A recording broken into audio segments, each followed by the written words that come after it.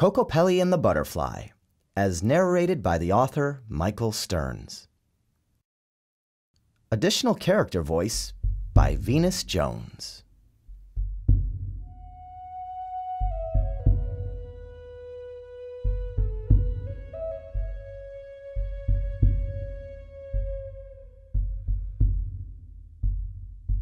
Once upon a time, there was a mystical fellow named Kokopelli. His legend is well known among many native tribes around the world. Hundreds of years ago, from what is now North and South America to the Pacific Islands, stories of Kokopelli's travels were told around many campfires. Long ago in lands now known as Europe, Indonesia, Africa, and Australia, boys and girls of all ages gathered around the elder tribesmen to hear of Kokopelli's adventures.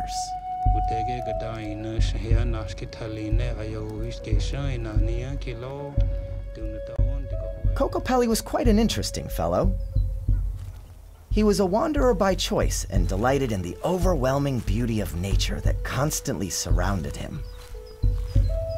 Hundreds of years ago, most of the land was in its original state, untouched and many times unseen by even a single human.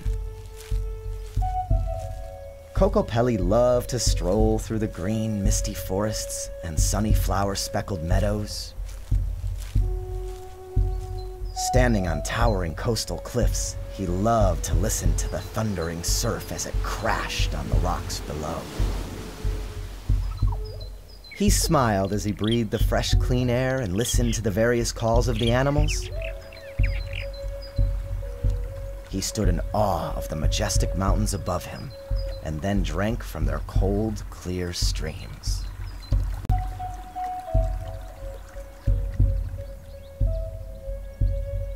Because he was a gentle soul, Kokopelli lived in harmony with all the humans and animals he met. He never harmed the animals, for he felt all living beings deserved love and respect. He showed the tribes how to plant trees to replace the ones they cut down for their buildings and fires, because he knew that trees provide air for Earth and habitat for her animals. He taught every tribe he could to grow all the food they needed and to take care of Mother Earth in return. He encouraged them to fertilize the land with any uneaten food to create rich soil for strong future crops. Kokopelli also taught people to reuse things they would normally throw away into helpful objects. He was the first man on Earth to recycle. He begged them to care for nearby lakes and streams to keep them free of pollution. He taught people to use only the water they needed and not to waste a single precious drop. All living things share water and need it to survive. Kokopelli knew water is one of Earth's most precious resources. Most important, however, Kokopelli taught them to love one another. He showed them how to settle disputes peacefully rather than arguing or fighting. He taught the men of the tribes how to remake their weapons into tools, so they would never be used to harm another human again. Kokopelli generated more kindness than any person the tribespeople had ever met.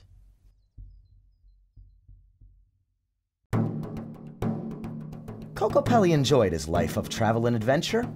He loved to learn and acquired many skills over time. He was an incredible magician and could conjure spells and mystify his audiences with amazing tricks. A wonderful musician as well, he played the pipes and drums with all his might and created more delightful music than 10 men could.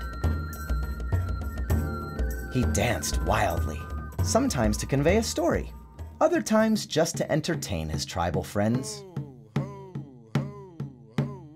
He danced to please the spirits in order to bring rain, to make the crops grow, or to help the sick become well again. Whatever the reason, It was always the most magnificent dance the tribes had ever seen. When Kokopelli sang, man and beast came from miles around to hear the fantastic music that echoed throughout the forests and canyons. Kokopelli reflected his inner happiness through his friendly eyes and radiant smile. Throughout his life, Kokopelli had met many wonderful women, but he had never fallen in love. He knew instinctively when he finally met the woman of his dreams, both of them would recognize their destiny together in one magical moment. He looked forward to that day with excitement, as his special princess would be one with whom he could share his deepest hopes, dreams, and wondrous adventures. She would laugh and cry with him in all the glory of life's amazing experiences. She would be a magnificent lady, and he could hardly wait until the day they would meet.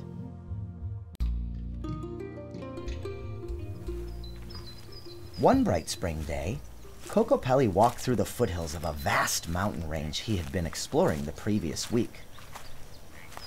He saw wisps of smoke from tribal campfires trailing skyward in the valley below. The surrounding forest was lush, green, beautiful, and full of gigantic trees and ferns. The air was alive with the calls of the animals. He strolled along and soon found himself on a footpath that led to the tribe's camp. Kokopelli, like always, befriended the tribe because of his kind, caring ways. That night, Kokopelli helped the men and women of the camp with the preparation of a scrumptious meal. He donated exotic foods from faraway lands, and when the feast had ended, he put on a display of dancing, music, singing, storytelling, and magic. He watched as the couples of the tribe danced with each other, smiling and holding their babies. They all talked and laughed as the stars brightened in the moonless sky. It pleased Kokopelli to see his new friends happily snuggling by the campfire.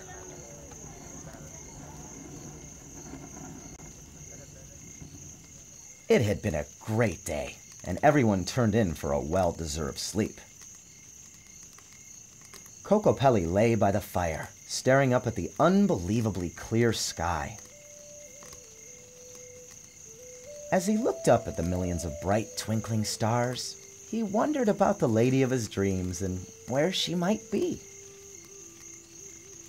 Smiling, he imagined what she might be doing, what she looked like when she laughed, and how the soothing sound of her voice would softly drift him into a blissful slumber. With these heartwarming thoughts floating through his mind, Kokopelli fell asleep.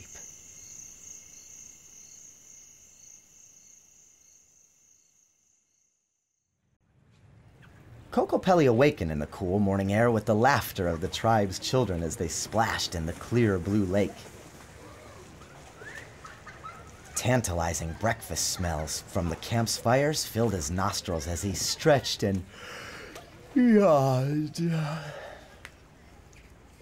A smile brightened his face as he watched the children play. The tribe was already very busy, helping each other with their daily chores and activities. He greeted his new friends with a hearty, "Good morning," as he strolled along the lakeside. One of the young men of the tribe approached him grinning and said, "Hello, Kokopelli. The chief wants to see you right away. He has something wonderful to show you." Sensing the excitement in the young man's voice, Kokopelli rushed over with him to the chief's hut.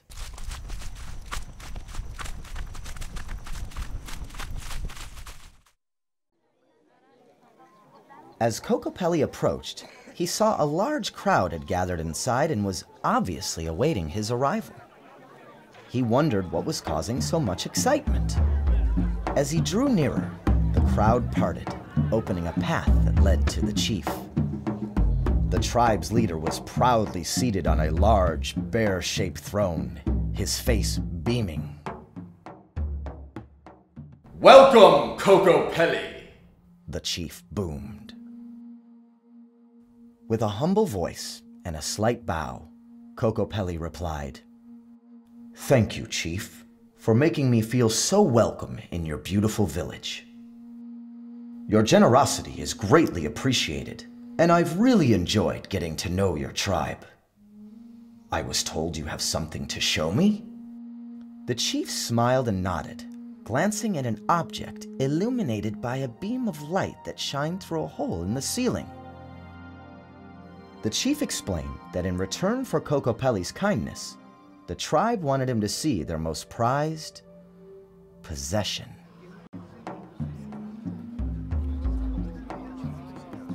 The object was concealed with an elaborately decorated deerskin cover.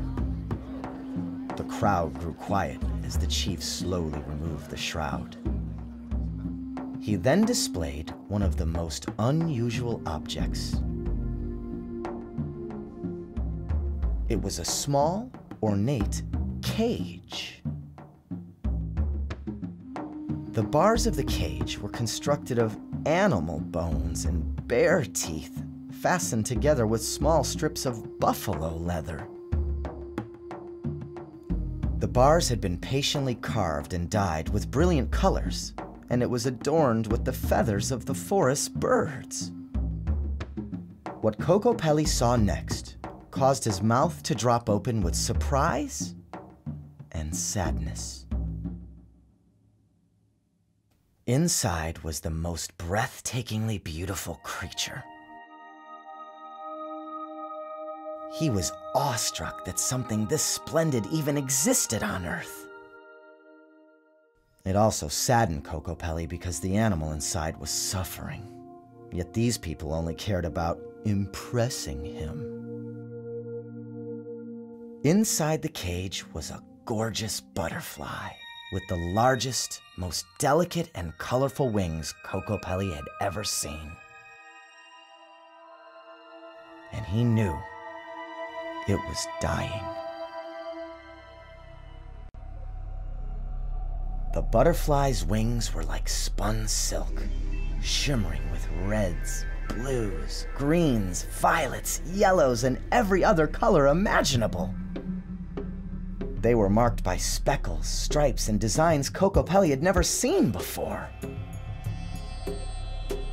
The butterfly didn't move, except for a slight frightened shiver of its wings. As he moved his face closer to get a better look at the lovely butterfly, he could see the edges of its wings were tattered from flitting against the bars of the cage for so long. The butterfly was very scared, and to Kokopelli it was obvious it was nearing death from trying to escape for such a long time. The powerful forces of nature had drawn it toward the outside air like the full moon pulling on the oceans blue and deep. The struggle against the cage bars had finally exhausted the poor butterfly, and it no longer had the strength to go on. Kokopelli's eyes filled with tears as he helplessly looked at the frightened butterfly.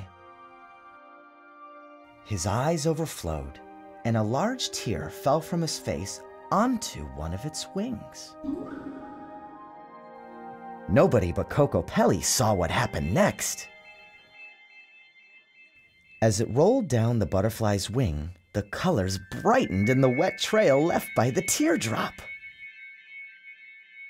When it slowly flowed to the bottom of the wing, he saw the torn, uneven edge magically heal.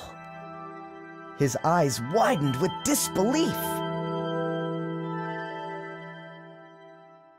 When the teardrop finally fell from the edge of the butterfly's wing, Kokopelli snapped out of his trance and gazed at the many faces surrounding him. Every member of the tribe stared at him, smiling as if asking for his approval. Kokopelli's trembling hands slowly lifted the cage as his eyes narrowed in grief. He ached with sadness because of the cruelty these people exhibited toward the butterfly. Through his tearful eyes, he looked at the people around him. The tribespeople saw this, and the smiles on their faces quickly changed to expressions of confusion as they lowered their eyes from Kokopelli's gaze. "Shame on you, Chief," Kokopelli said, his voice barely a whisper. "This creature is no different than you or me. It needs to be free and loved. Can't you see I've almost killed it? Please, let me release this butterfly back to nature where it belongs, right now," he begged. His request deeply angered the chief. How dare you speak of letting my treasure go? He screamed. He then ordered his men to seize Kokopelli and the butterfly. At this moment, Kokopelli knew what must be done. He was a peaceful man and therefore refused to fight. Kokopelli noticed a spear in the hands of one of the men. He knew he and the butterfly would be harmed if they stayed. Being a magician, he conjured a spell, creating a huge plume of thick white smoke between the tribespeople and himself. He did this only to distract the tribe as he quickly and carefully clutched the cage to his chest and disappeared in the confusion. He just couldn't bring himself to leave the helpless butterfly behind to die. He hoped one day he could help the tribe understand his actions and called this out over his shoulder as he ran. Kokopelli ran faster than he had ever run in his entire life, gently cradling the cage and the butterfly within. He ran so fast the forest trees began to blur in his vision. He sprinted like this for miles and miles, taking care not to upset the cage and its precious contents. Hours later, when he was far away from the village and was sure that no one would be able to find them, Kokopelli slowed and finally stopped next to a babbling stream. He tenderly placed the cage on a cool, flat rock. He moved cautiously so as not to scare the gentle butterfly and slowly opened the cage. The butterfly did not appear frightened, but actually looked healthier and even more colorful as it slowly began to creep toward the door. Just then, a surprising thing began to happen. A female deer and her fawn approached the clearing, and the excited chatter of the forest birds quieted as the butterfly began to move. A few rabbits stopped their evening meal so they could get a glimpse, with a mother fox and her pups standing next to them. A wolf stepped aside to let a squirrel family see as a moose stood proudly over a badger. He noticed a grizzly bear shading a mother duck and her babies as a lynx squeezed in next to a boar. Even the fish jumped from the surface of the stream to look, while eagles perched above them for a better view. None of the animals minded when even the skunk and porcupine moved into the clearing. There were wild horses, snakes, bats, frogs, geese, and dozens of other animals sitting peacefully together. Kokopelli intuitively knew that the animals must hold a special place in their hearts for this butterfly.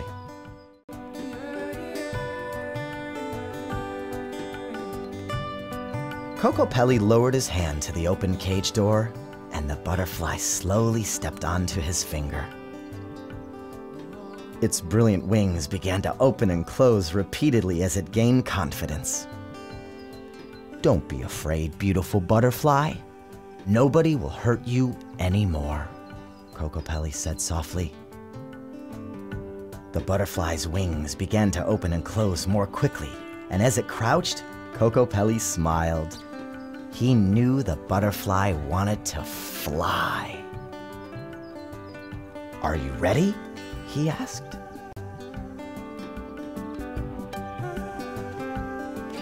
With that, he stretched his hand skyward, and the butterfly flapped its large wings with great force. As its wings pulled through the air, the butterfly released his hand and began to fly upward. Kokopelli and the animals watched as the butterfly flew higher and higher toward the setting sun. Its wings shed a shimmering rainbow of scales as they instantly healed.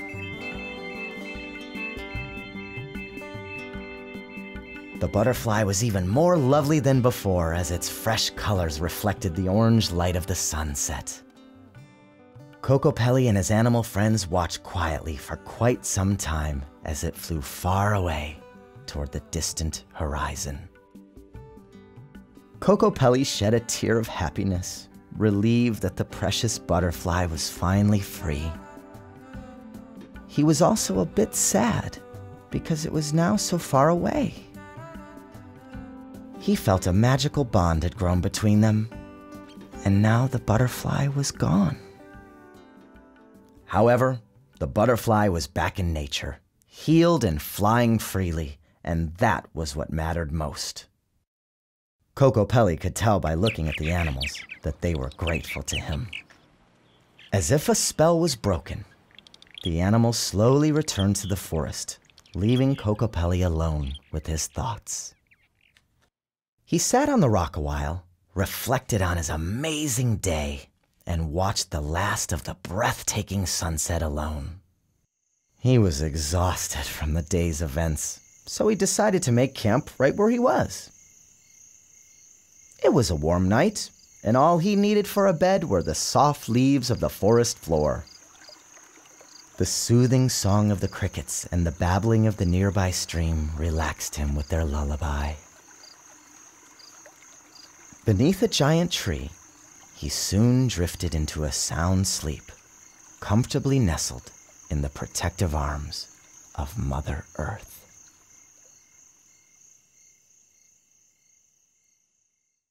Early the next morning, he was awakened by the excited calls of the forest animals. Rubbing the sleep from his eyes, he looked up and saw that his animal friends were again gathering in the clearing.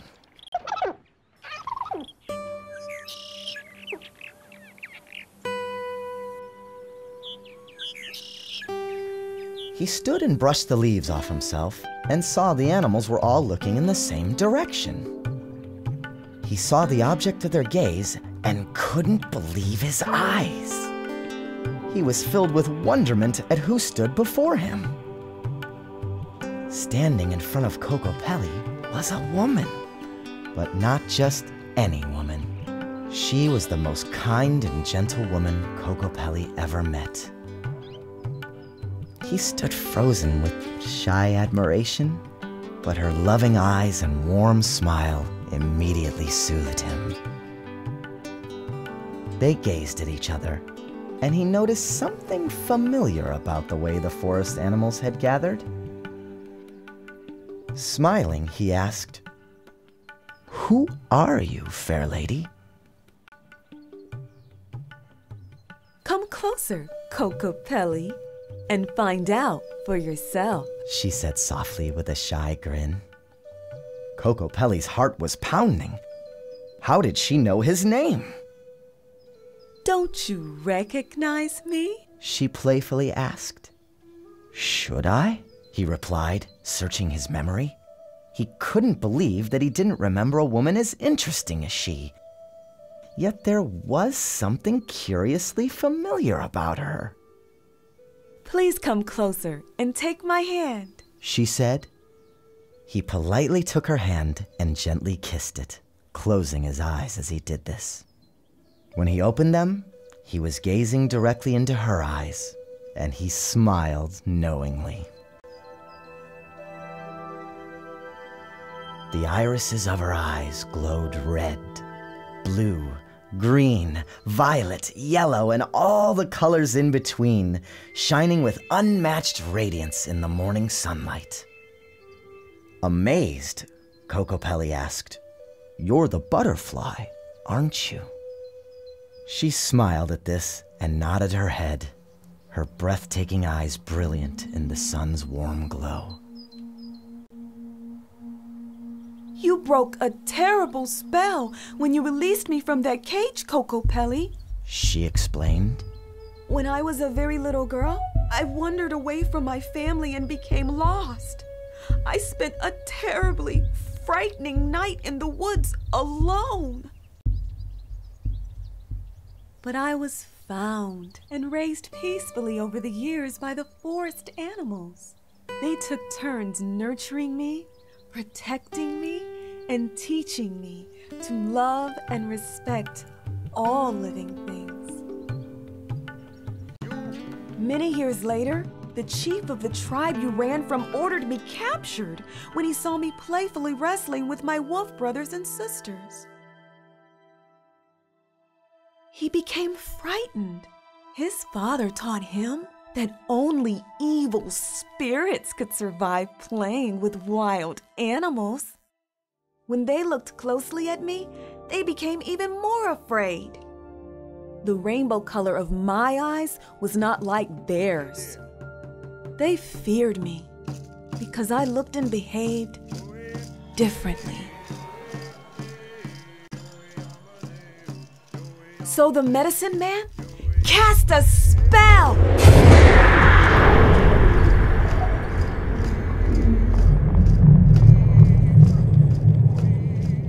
and transformed me into a butterfly.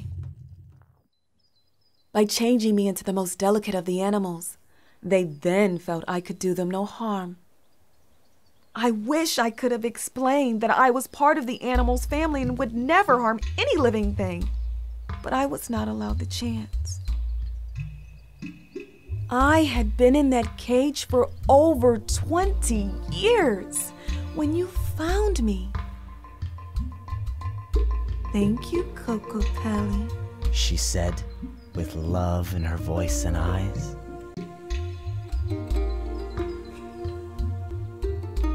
Kokopelli knew for the first time he was in love. Although he didn't even know her name, he felt she could be the woman he had been dreaming of for so long. He told her this as a powerful feeling of love filled his pounding heart. She felt the same way and told him so. As he stared into her eyes, he asked, "What is your name?" My name is Samsara, she replied. Her animal family loudly voiced their pleasure at the sound of her name, as they had missed her so very much. Samsara, Kokopelli said to himself, as a nice warm feeling washed over him. He felt as if he had known this woman forever, and hoped that he would. He finally found the woman of his dreams. Destiny had brought them together, and her expression reflected his emotions. Where shall we go? She asked, eager to explore. When the time is right, and only if you wish it so. Could we go back one day and make peace with that tribe?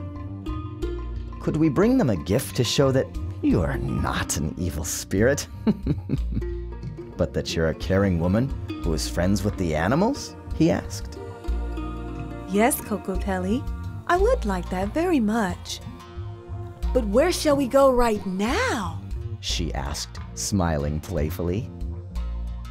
Well, around the world and back again, if that's all right with you, Samsara, he exclaimed.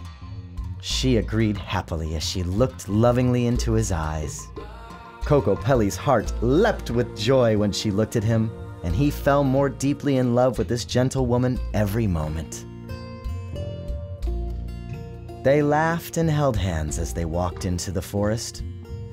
True to their word, Kokopelli and Samsara did go back and make peace with that tribe, and all was forgiven.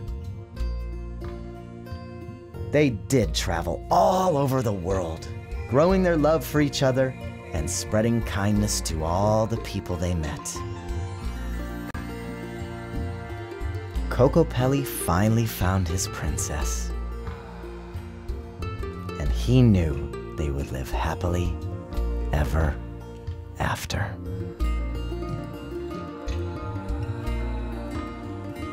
The beginning.